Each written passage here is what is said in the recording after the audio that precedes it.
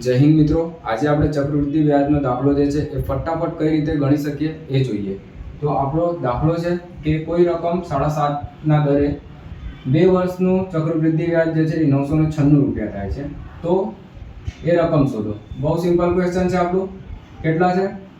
7.5 દરે. ટાઈમ કેટલું છે? 2 વર્ષ. થાય કેટલું રકમ?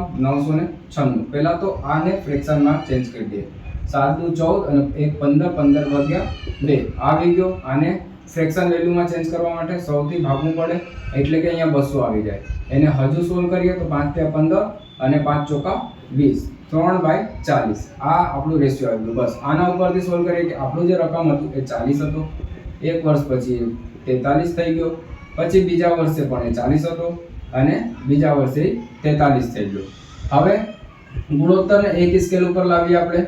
આ રીતે અહીંયા થઈ ગયું 1600. આનું કંઈ કામ નથી. આને ડાયરેક્ટ સ્ક્વેર કરી દઈએ. આને 43 નો સ્ક્વેર કરવા માટે ઘણાને મૂંઝવણ થઈ જાય, પણ આપણી ચેનલ ઉપર એક ટ્રીક છે, એનાથી આપણે સ્ક્વેર કઈ રીતે કરવાનો એ જોઈ લઈએ. આનાથી સ્ક્વેર કરીએ એટલે 50 થી કેટલા આવતા? 7, 7 ના સ્ક્વેર 49 અને 25 7 થી 18 39, 43 નો સ્ક્વેર આવશે.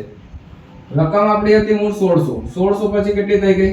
1849. એટલે કેટલાનો વધારા? 249 નો.